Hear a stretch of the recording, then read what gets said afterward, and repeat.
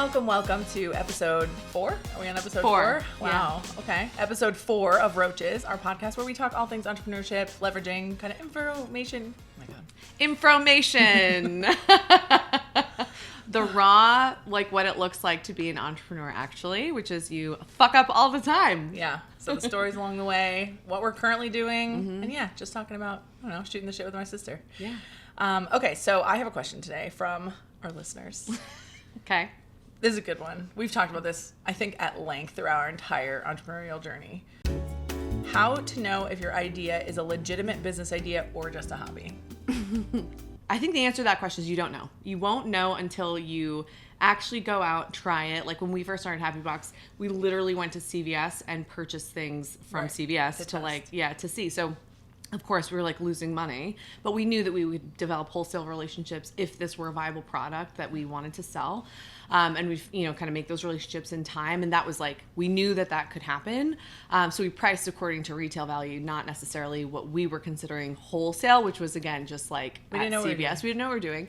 So I think first you have to test it, make sure that this is like something that you want to do. Yes. I think because like, it almost does have to start as a hobby because you have to love it enough to do it. To not make money, to not be profitable. Because whether or not you have investors. To weather the storm. Because whether or not you have investors or not, it starts not profitable. Like there's no world in which a business can just like start being, I probably can be corrected there, but like I can't think of a business that's automatically profitable so off the bat, considering all the invisible, I think definitely when it's like inventory heavy stuff, there's no way. Yeah. Like there's literally no way. You need investment in some capacity and investment in whether it's your time, your product, money. Your money, whatever it is. So I think like the hobby does turn into a business. Yes. I think it always starts as a hobby. It has to, and then you have to fall in love with it. Like a passion project almost. Yeah, you have to love it because it will be the hardest thing you'll ever do. Yeah. And then once you're like, okay, I think I want to do this, that's when you really say, okay, well, let's actually outline the true cost, the unit economics of this particular product, this particular whatever thing, service, idea that you have. And that's where you really flip the switch. Yeah. I think that is the only place I would say that you flip a switch, because if you're clearly identifying the cost that goes into each product that you're selling, whether it's a service or whatever it might be, like if you're outlining it, you can immediately see the problems. We say this all the time at Happy Box, like their opinions are great. That's like great. Your gut feeling is great. And you have to follow that in some instances. However, when it comes to the business, it's about the numbers. Yeah. It's it. The numbers, it's like reading a fortune or a crystal ball. It's literally, it tells you the direction of the company, tells you what you should be focusing on, tells you what you should absolutely stop doing, which the numbers will tell you that. And it will outline your pricing. So if something costs a certain amount, you will have to charge more. And then if it doesn't match retail value, then you have a really big problem. The only thing that I think we skipped here is that you have to start with product market fit. It has to make sense. Do people even want this? Would they pay for it? Because the numbers don't mean anything. That's the information that we need. Because the numbers don't mean anything. I mean, when we started Happy Box, what did we do? We started some products. We threw it up on Etsy to see if people would actually buy it. We asked, hundreds of friends and family, would you buy this? What would you pay for this? You have to understand that, because if you're creating something that no one would pay for, or it's a really thick competitive market and like there's no way you're going to stand out, you're never going to succeed. It has to be something that there's... pivot. You have to listen. I think that's like a really interesting point. Like we started in the curated box space, and what we started to hear from our customers from taking those surveys and listening and seeing the market, seeing what was out there, was people actually wanted to build their own care package. They didn't want what I thought was a great engagement kit. They wanted their own. Yeah. And so that's when we really pivoted the business, which again, to us, like Happy Box is, obviously it started as a hobby. Definitely. We loved it. We loved the idea of gifting. We thought it was just like a nights, weekends passion project while we were working full time. Really fun, but a lot of work. And then we started to realize that there was this opportunity. Yeah. So I think the opportunities will arise, and I think you have to really be open to that pivot, because it will happen. Every company pivots. We've pivoted like 6 times successfully, which is really nice. Yeah. But that comes from listening, and that comes from knowing the numbers. That comes from really identifying the space that you're in and understanding the market and how it's shifting as well. Yeah. So I think like I think you have to be, it can't just be, this is what I do, this is what I want to do, and this is what I'm going to do. Yeah. You really have to be like, this is what I think I want to do. I really love the process. Let me see what people think. And then just learn and pivot and like be open to growing, because it will change. I mean, I don't think I could have identified where we are in Happy Box today from like the start. We started with Happy Baskets. Yeah. So, and I think like the minute it turns from a hobby, I think, and it's so interesting because I'm like classically trained MBA where it's like you want a business plan and it's like you have to, that's why we've really more gone toward like the lean methodology where we try something, we fail, we move on. Mm-hmm. It's like where you create what's called MVP, like a minimum viable product for everything we're trying to create. You try something, you test it, you pivot, you move on. And that's not really traditional. Traditionally, you would do more of like a solid business plan, and you do need to have a general idea of where you're going, how you're going to make money. Yeah, but I don't think you actually need like a solid business plan anymore. Like I wouldn't recommend it if you're doing anything innovative because it's going to change. Things are going to change. There's no way. But when it feels like not a hobby anymore is definitely when you start getting paid. That's when you that's realize, a whole another episode. When should you start taking money yourself, from the business? Because that's a huge question we get asked all the time. And that's pretty exclusive to self-funded, right? Because if you have investors, you're building a salary typically. So we have not had that before. We have always been bootstrapped. So for us, it's a little bit different. But I think for us, that was the moment where it's like, oh shit, this is real. Like we can actually sustain ourselves. Yeah.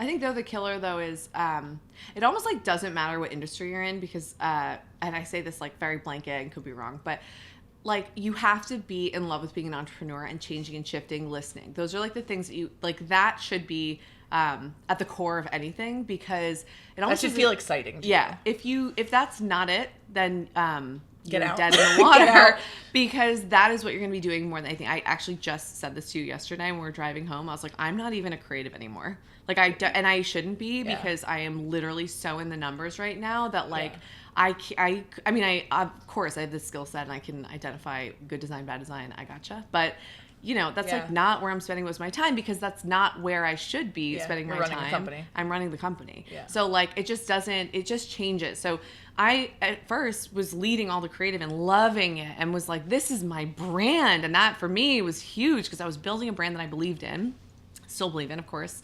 But you hire people for the vision, you get the right people so that you can follow the direction of the company and find the direction and pivot and do all the things. That is what being an entrepreneur is. Yeah. It's not about staying in your niche and saying, well, I'm the creative. That is like the number one thing that I remember someone telling me early on, well, Ariel, someone is one day going to do all the creative. And I was like, no way, this is my baby. But no, that's like completely wrong. If you are an entrepreneur, you will absolutely be focusing on the direction of the company. And what's really cool about being a small business and an entrepreneur is like you can pivot more effectively. And I guess with us, like even more, right? Like we don't have investors to answer to. So we can actually decide tomorrow to change something, which is like a lot of pressure, but also like really freeing because you can do goddesses. We could do whatever we want. We can do whatever we want. We can do what we won't though. Yeah. We'll look at the numbers. We're very responsible. But we're responsible roaches. Yeah. But that's really cool. And you see a lot of big companies die because they cannot pivot. Yeah. So that's like kind of competitors. We've outlived a lot of competitors. Yeah. They can't big pivot. Brands. I mean, look what happened 10 years ago, Toys R Us, Party City. Like there are some companies that these are brands that have been built, like they have millions of dollars. Like this is not, and I'm gonna guess a lot of it they could not pivot and keep up. And so luckily we can, and we do that.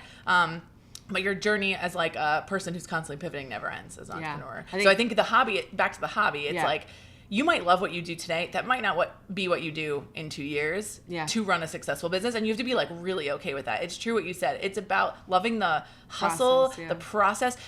My analogy of entrepreneurship, which I like stand so strong on, is entrepreneurship is like a freaking puzzle, a really hard puzzle. You don't see the end image you're making yet, and you're missing like a fuck ton of pieces. That is entrepreneurship, like in a nutshell. Yeah.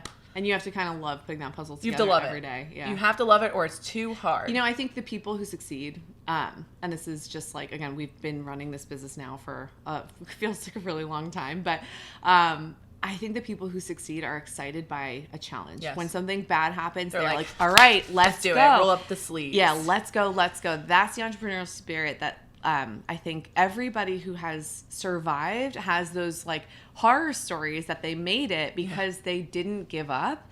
And again, it just goes back to why we started this, both the company and the podcast, because that's honestly mostly it. You have to be the last one standing. Like we've outlived, and I've said this before, we've outlived so many competitors, and that's because our ability to pivot, our ability to listen, identify key opportunities, know your numbers, pivot, and just survive. At some years that's all it is, and we're like living proof of that.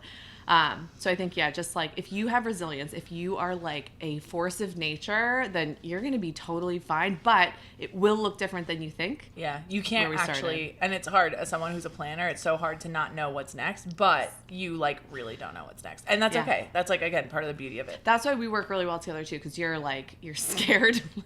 She's scared. And I'm like, let's just fucking go. Let's just try and go and see how it works. So together we've been able to kind of have this like really crazy tension of push, pull, and so we don't fall flat on our face, but we try new things. Yeah. And like being sisters on top of it, we can kind of cut through the bullshit and kind of yell at each other along the way.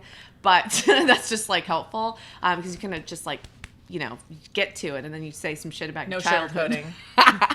But anyway, so, I think just you have to really just keep moving, stand up, and just like be resilient, and that hobby will be better than where you started, but you gotta just get through some shit first. All right, should we do the win of the week? Yes. You have a win? I think my win actually is perfect for this then. Okay. It's like negative, but it's like good at the end of the day, which is okay, because that's like literally what being an entrepreneur is. So last week, our warehouse manager quit with 0 notice. Indeed. 53 minutes notice, I believe. 53 minutes notice before his shift started. So that was not fun. However, what did we do? We immediately went into triage mode. We identified 5,000 problems that we had to fix. But it's now 8 official days, actually 4 business days, and we are under control. We've had great interviews, great candidates lined up, and the warehouse is no longer a disaster. But in the beginning, it's so easy to get super overwhelmed. And I am telling you, like, it is a very hard task to walk in your warehouse and be like, I haven't managed this in a year and a half. What am I going to do? Immediately, job description went up. Immediately, we jumped in, fixed it, and I think like we navigated that really, really well. So I'm really proud of us. Yeah. And I think we're a small business. So like that cuts deep when someone leaves. So we have to, and the learning for me. With no notice. Yeah. Which, I mean, it is what it is. What are you going to do? World? But whatever. But I think the other lesson I think it taught us that it's going to whip our ass into shape about is just like process. And like really, like I'm kind of excited to like, now I have a moment to like dive deep into the process as we hire this new person. Like what do we actually need them to do? Yeah. There's like, we're going to clean up a little bit. We're going to tighten some processes a little bit. So every kind of moment like this, which entrepreneurs will face constantly. 100% of the time. Yeah. Like all the time. It is an opportunity to like learn and tighten and grow. So we're going to be fine, but it's just another example. That is the win. So the win of the week is just overcoming challenges every single day and living or surviving long enough to see a lot more challenges, because there will be more that we don't know yet. I'm sure there will be more next week. Tomorrow. Right? Well, thanks for joining us. And and if you have questions for us, you can at HappyBox DM us for questions that we can answer.